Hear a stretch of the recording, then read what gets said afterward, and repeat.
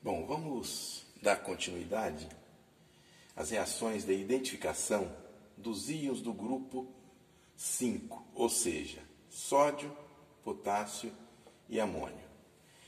Anteriormente já falamos do teste de chama para sódio e potássio, falamos dos testes por via úmida para identificação por precipitação de potássio e amônio, e agora nós vamos falar do teste específico e o teste que realmente a gente identifica amônio em qualquer amostra inorgânica.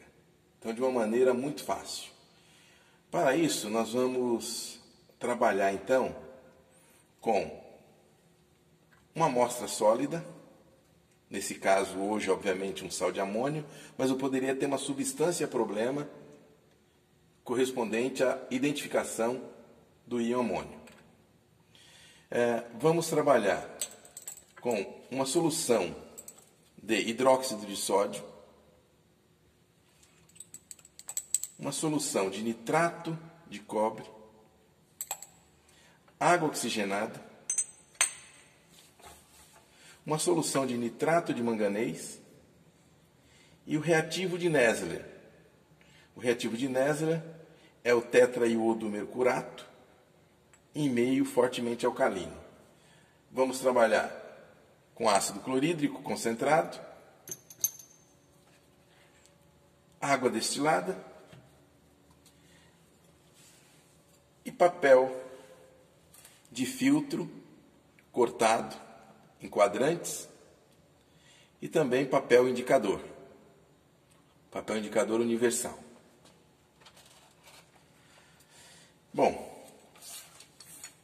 o teste de identificação de amônio, ele é um teste de alta sensibilidade e alta especificidade. O que significa dizer isso? Bom, traços de amônio a gente consegue detectar com grande facilidade. De alta especificidade é porque num sistema que contenha os cátions usuais inorgânicos, se lá existir o íon amônio, cátion amônio, se nós adicionarmos hidróxido de sódio e fizermos um aquecimento, de lá, dessa amostra, exalará NH3, ou seja, gás amoníaco. E o gás amoníaco a gente pode identificar por várias maneiras.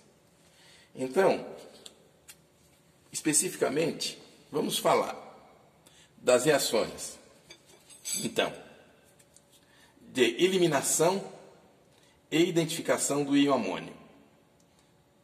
Para isso, nós vamos trabalhar com um tubo de ensaio, onde nós vamos colocar uma amostra sólida, uma substância problema sólida, contendo, por exemplo, amônio. Eu poderia pensar que aqui eu tenho amônio e potássio, já que eu vou fazer a eliminação de amônio.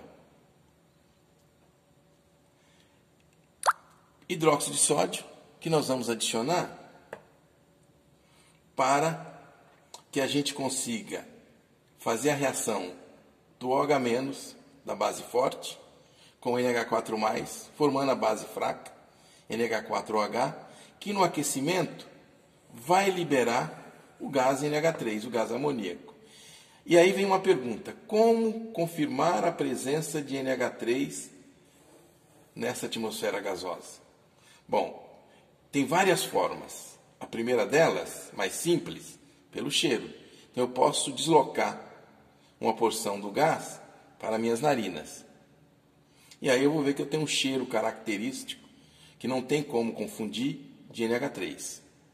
Uma outra forma é pegar uma gota de ácido clorídrico concentrado, lá exala o cloridreto, que na presença do NH3 vai formar um sublimado branco, que é o NH4Cl.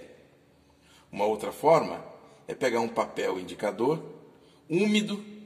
Quando nós encostarmos próximo à boca do tubo, onde está exalando o NH3, o contato do NH3 com a água no papel vai formar NH4OH que torna o meio alcalino. Logo, nós teremos uma indicação pelo papel indicador do meio alcalino.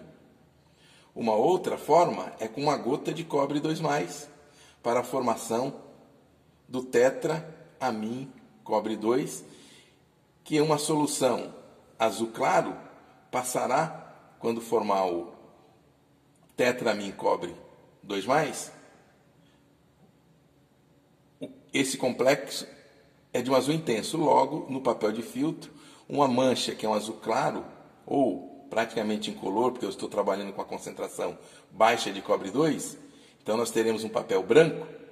O contato com NH3, imediatamente vai aparecer uma mancha azul intenso. Ou então com manganês 2+, e água oxigenada, aonde o contato do NH3 com a água, com a solução aquosa, vai formar NH4OH, tornar um meio alcalino, favorecer a reação entre o manganês com água oxigenada e oxidando o manganês 2 a MnO2. E ainda o mais específico teste, que é o do reativo ou reagente de Nessler, aonde o contato do NH3 com o reativo de Nessler, nós teremos a formação de uma solução acastanhada até a formação de um precipitado, porque nós teremos a formação do óxido aminomercúrico. Na realidade, é um iodeto óxido aminomercúrico, tá certo? É o que nós teremos como formação. Pode ser, então, desde uma solução levemente acastanhada até um precipitado marrom escuro. Bom, então essas são as reações que nós temos que nos preocupar. E aí vem uma outra pergunta embaixo. Na identificação do potássio com ácido perclórico, a pergunta é: o amônio deve ser eliminado ou não? Obviamente que sim, porque amônio também precipita com ácido perclórico. Por isso que nessas reações a gente aprende a eliminação de amônio, porque numa amostra contendo amônio e potássio, se eu promover a eliminação do amônio, eu fico com uma solução única e exclusivamente contendo potássio. Logo, eu não teria interferência do amônio na prova de identificação do potássio. Tá certo? Por isso que nós estamos aprendendo que eu posso eliminar a interferência, então, do amônio para que eu possa, com facilidade, fazer a identificação do íon potássio. Então, vamos fazer as demonstrações. Então, imagina que nós temos aqui, então, um tubo de ensaio contendo uma amostra sólida, tá certo? Como é que eu faço para identificar se nessa amostra sólida existe ou não o íon amônio? Bom, o que nós devemos fazer é o seguinte: se eu adicionar a essa pequena porção de sólido hidróxido de sódio,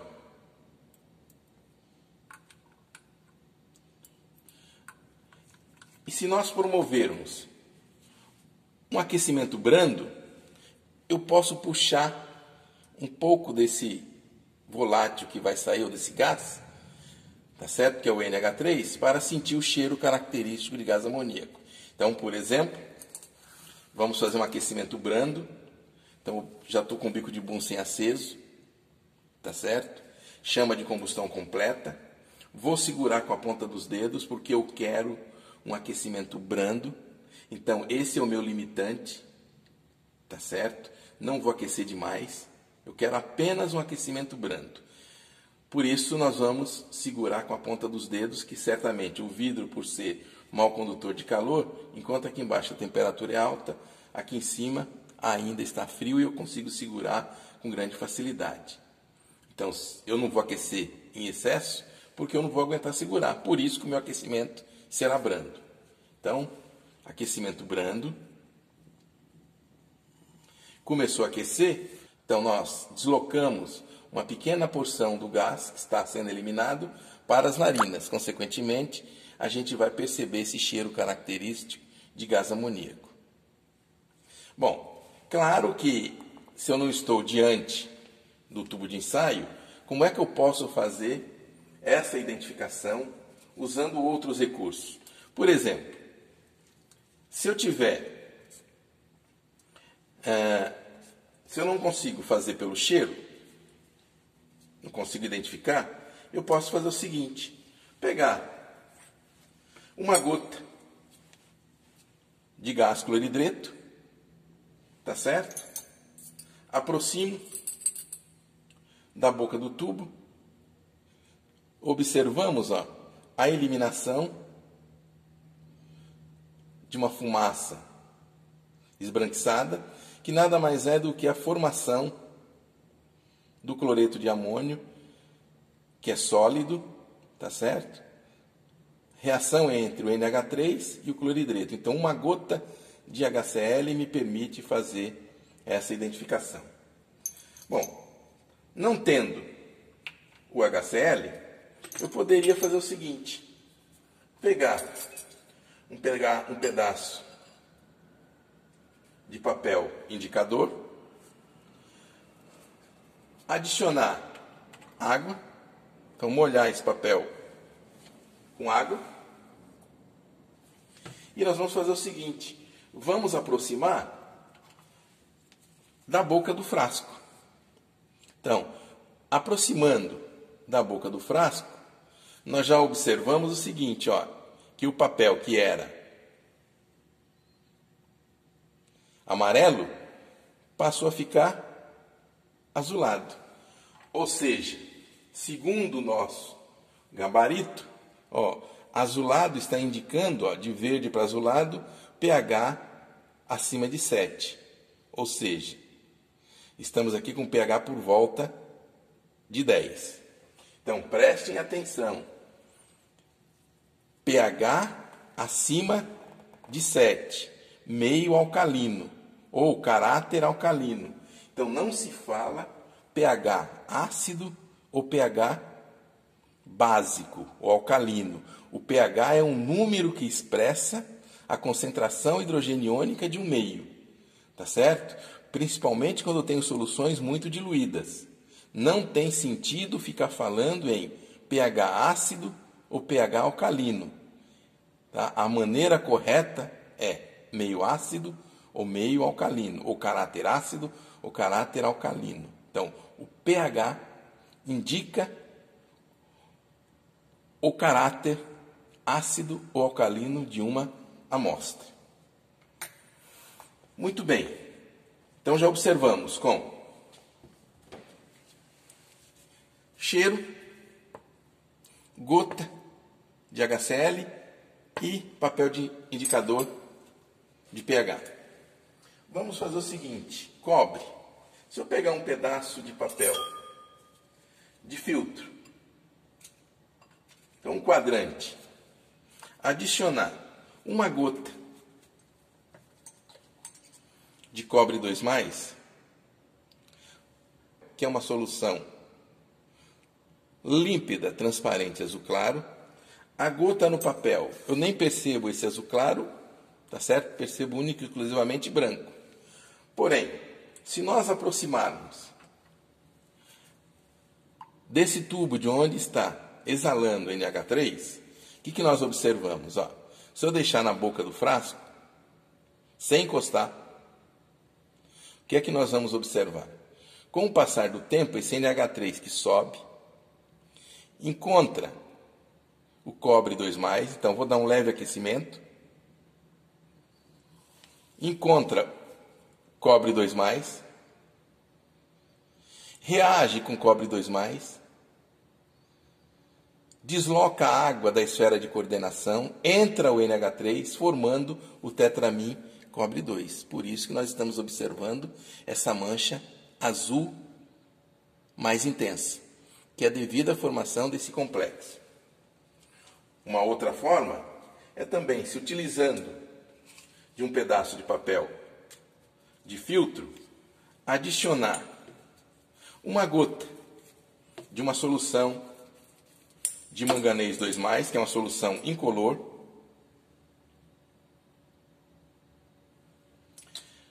juntamente com uma gota de peróxido de hidrogênio ou água oxigenada, também incolor,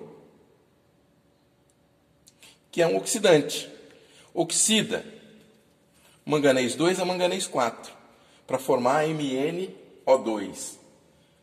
Porém, essa reação para acontecer tem que ter um meio alcalino. Observe que o contato das duas no papel não muda em nada. Porém, se nós colocarmos na boca do papel do tubo de ensaio, de onde está exalando NH3, observe o que acontece. Imediatamente, ocorre a reação para a formação do MnO2. Ou seja, o NH3, em contato com a água, que está no papel de filtro, forma NH4OH, que no equilíbrio libera OH-, tornando o meio alcalino, favorecendo a reação do manganês 2 com a água oxigenada. Então, é uma forma de identificar. Então, só um gás com características alcalinas é que poderia fazer essa reação, contribuir para que essa reação ocorra. Uma outra forma de identificação é usando o reagente de Nessler, o reativo de Nessler. O reativo de Nessler é o tetraiodo mercurato. É a reação mais sensível para amônio. Então, se nós adicionarmos uma gota do reativo de Nessler, também uma solução límpida, transparente, incolor, no papel de filtro, se nós aproximarmos da boca do tubo de onde está exalando NH3, então, esse papel em contato com NH3, o que nós observamos? Imediatamente, ele começa a se tornar amarelado. Tá certo? E dependendo da quantidade de NH3, ele pode ficar até um castanho mais escuro, chegando até marrom. Então, observe que aqui nós temos a identificação, tá certo, da formação do iodeto óxido amino mercúrico, que só ocorre devido à formação de NH3 que está sendo eliminada, tá? A partir da reação do NH4+ com o hidróxido de sódio. Então, é uma forma de identificação de NH3. Tendo NH3, confirma que a minha amostra tem NH4+. O que nós devemos fazer para eliminar completamente é manter esse tubo de ensaio contendo um excesso de hidróxido de sódio, a base forte, em aquecimento. E isso a gente pode fazer em banho-maria. Então, fazendo em banho-maria, eu vou eliminando lentamente e de tempo em tempo eu vou testando para saber se o NH3 ainda está sendo eliminado. Vai chegar um momento em que essas reações que nós observamos aqui de identificação de NH3 já não mais é confirmada. Consequentemente, é o momento onde eu posso ter a confirmação da eliminação total do NH4+, na forma de NH3, e aí eu posso fazer a identificação do potássio. Então, com isso, acredito que nós deixamos claro como que nós podemos identificar amônio numa amostra. Preferencialmente, trabalha-se com amostra sólida. E também, como é que eu posso fazer a eliminação de amônio de um meio a partir do momento que eu preciso fazer a identificação do potássio usando ácido perclórico. Nós queremos falar sobre duas situações. No caso de sais de amônio derivados de ácido forte, como no caso o cloreto de amônio, e um sal de amônio derivado de ácido fraco, como no caso carbonato de amônio.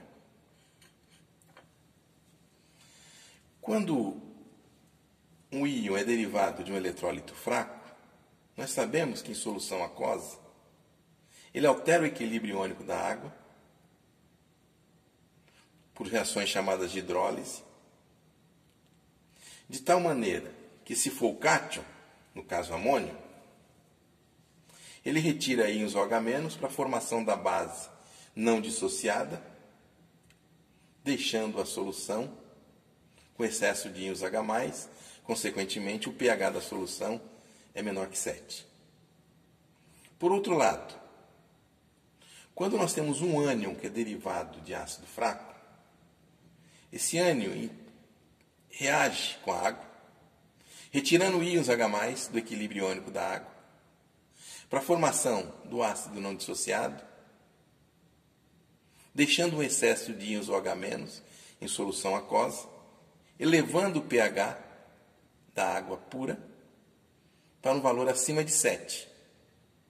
Ou seja, as soluções são alcalinas. Então significa dizer que se nós colocarmos cloreto de amônio em água, o pH será menor que 7. Ou seja, então se nós pegarmos um tubo de ensaio, acrescentarmos o sal de amônio, cloreto de amônio, dissolvermos em água,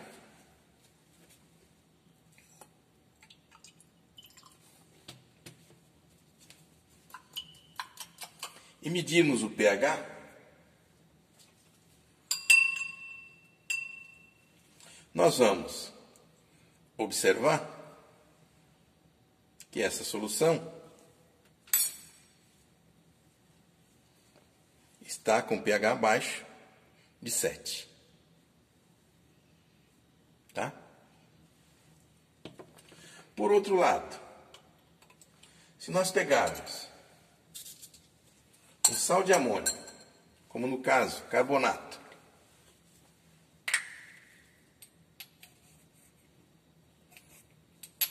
colocarmos em água, então vamos dissolver em água e vamos medir o pH. O que é que acontece? Então, colocando em água, nós observamos que a solução apresenta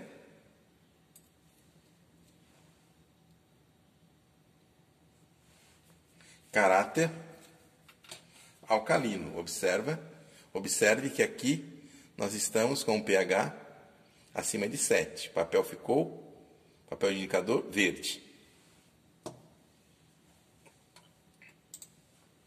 Bom, e nesse caso, como é que eu consigo explicar que o pH da solução é maior do que 7? Então, nesse caso, nós temos duas hidrólises. Nós temos a hidrólise do carbonato e temos a hidrólise do íon amônio. A hidrólise que ocorrer em maior extensão é aquela que vai prevalecer. Consequentemente, o pH da solução será dado em função dessa maior extensão na reação de hidrólise. Observem os equilíbrios aqui anotados.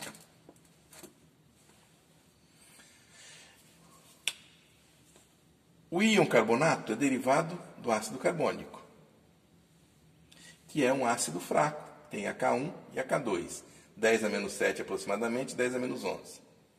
Observe que quando o carbonato interage com a água, na água nós temos o equilíbrio iônico que é dado por Kw. Esse carbonato então retira íons H+ da água, vamos pensar assim, para a formação do hidrogênio carbonato, que é dado por 1/K2. Logo, a minha constante de hidrólise global, que é a constante de hidrólise K1, eu faço o somatório dos dois equilíbrios. Carbonato com água, dando hidrogênio carbonato, liberando íons OH-. E a constante de hidrólise é 10 a menos 4 aproximadamente. Enquanto que ainda o íon carbonato, após hidrolisar, gerando o hidrogênio carbonato, esse hidrogênio carbonato também hidrolisa. Hidrogênio carbonato hidrolisando vai formar o H2CO3. Numa segunda constante de hidrólise, a constante de hidrólise 2. Essa constante de hidrólise 2 ela é dada por Kw sobre K1. Veja que a constante de hidrólise 1 é Kw sobre K2.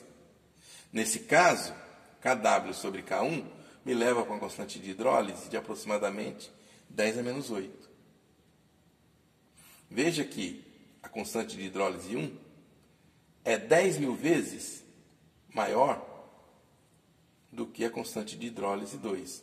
Ou seja, a extensão dessa hidrólise é muito maior, é ela que prevalece. Por outro lado, o íon amônio, que também está em solução, hidrolisa, no sentido inverso, porque ele vai interagir o íon amônio com o íons OH- do equilíbrio iônico da água, para a formação da base não dissociada. E aí nós vamos ter uma constante de hidrólise, tá certo? Que me leva para um valor que é Kw sobre Kb, que é um valor de 10 a menos 10. Observe que a extensão dessa hidrólise, essa constante é muito baixa perante a K de hidrólise 1 do carbonato e do hidrogênio carbonato. Ela é menor. Consequentemente, a hidrólise do íon carbonato é que prevalece. Por isso que o pH da nossa solução de carbonato de amônio corresponde a um pH que está acima de 7, por volta de 8 a 9. Então eu posso dizer o seguinte, né? Que uma solução de carbonato de amônio, devido à hidrólise do carbonato prevalecer, tem uma concentração alta de íons OH- que vai diminuir a concentração de íons H+, da hidrólise do amônio, deslocar esse equilíbrio para a direita, formar uma quantidade maior de base não dissociada, consequentemente eu terei a liberação de NH3. Ou seja, uma solução de carbonato de amônio libera NH3. Justamente porque a hidrólise do íon carbonato, que é alcalina, prevalece em relação à hidrólise do íon amônio. Essa hidrólise, por ser alcalina, como a constante de hidrólise 2, apesar de ser muito menor do que a constante de hidrólise 1, ela é a única fonte de liberação ou de formação de H2CO3. Então significa dizer que se eu aquecer, essa solução deve liberar também CO2. Ou seja, uma solução de carbonato de amônio, além de liberar NH3, também libera CO2. Se nós pegarmos um sal como cloreto de amônio, em solução aquosa, não libera NH3, mesmo aquecendo. Por outro lado, o carbonato de amônio já libera NH3. E observe que apenas o contato com a água de umidade do ambiente já é suficiente para a liberação de NH3. Ou seja, mesmo sólido, carbonato de amônio libera NH3. Ou seja, se nós pegarmos um papel de filtro, colocarmos uma gota do reagente de Nessler no centro do papel, que é o nosso indicador da presença de NH3, colocarmos na boca do frasco, de onde tem cloreto de amônio, e fizermos a mesma coisa, uma gota do reagente de Nessler, e colocarmos na boca do frasco do carbonato de amônio, com o passar do tempo, nós vamos observar que no caso do carbonato de amônio, nós teremos a formação do iodeto, óxido amino mercúrico, que indica a presença da liberação de NH3, enquanto que no caso do cloreto de amônio, isso não ocorrerá. Isso fica claro? Observem aqui no carbonato de amônio. A mancha a castanhada correspondente à formação desse produto de reação. Por outro lado, nós não observamos nada no caso do frasco que contém cloreto de amônio. Então, imagine que nós entremos num laboratório, encontramos 2 frascos sem rótulos, contendo sólidos brancos, e a única informação que eu tenho é que um é carbonato de amônio e o outro cloreto de amônio.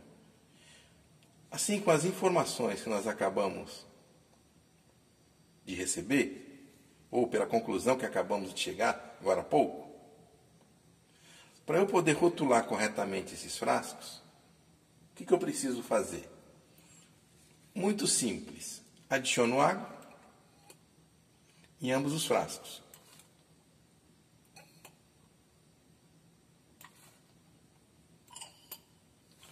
E nós vamos fazer o seguinte: vamos aquecer e coletar o gás que está saindo num papel de filtro contendo uma gota do reagente de Nessler. Aonde acontecer liberação de NH3, significa dizer que nós estamos com o sal carbonato de amônio. Então, aquecendo brandamente, com a ponta dos dedos, porque o vidro é mau condutor de calor, eu consigo segurar tranquilamente. Vamos aquecer. E agora vamos coletar o gás. Vou fazer o seguinte, vou deixar na boca do tubo. Da mesma forma, vamos pegar esse outro e vamos aquecer. Então, no aquecimento, nós já estamos observando uma efervescência, possivelmente devido à liberação de CO2. E nós vamos fazer a mesma coisa. Liberação de CO2. Vamos adicionar uma gota do reagente de Nessler. E vamos colocar na boca do frasco. E vamos verificar aonde é que ocorre a liberação de NH3, ou seja, aonde que o papel de filtro vai ficar colorido de uma mancha acastanhada correspondente à reação do NH3 com reagente de Nessler para a formação do iodeto óxido amino mercúrico. Certo? Então é só a gente aguardar. Então, enquanto esse da direita nós estamos observando a mancha acastanhada, indicando a presença de NH3, liberação de NH3. Esse outro que está à esquerda, não observamos a formação da mancha acastanhada. Logo, esse daqui corresponde ao carbonato de amônio. Claro que eu poderia utilizar outras reações. Eu poderia estar adicionando prata nesse daqui para precipitar cloreto de prata, na presença de ácido nítrico, e esse aqui não precipitaria. Ou então, poderia jogar bário 2+, no carbonato de amônio, ia precipitar branco, enquanto que esse outro não teríamos precipitado branco. Tá? Mas de uma maneira rápida no laboratório, eu posso fazer uma avaliação sem usar outros reagentes, apenas utilizando o reagente de Nessler. Então, algo que eu gostaria de comentar é que, assim, todos os papéis que nós utilizamos para fazer a identificação, utilizando o reagente Nessler, esse papel eu não posso descartar em lixo comum. Como nós temos resíduo de metal pesado, isso aqui tem um destino correto, tá certo? Onde nós vamos depositar todos os resíduos de metal pesado, tá certo? Para um tratamento posterior. Então, ambientalmente, não é correto descartar em lixo comum. Eu tenho que descartar no lixo que eu já deixei preparado para tal finalidade, para que posteriormente eu dou o destino correto para metal pesado.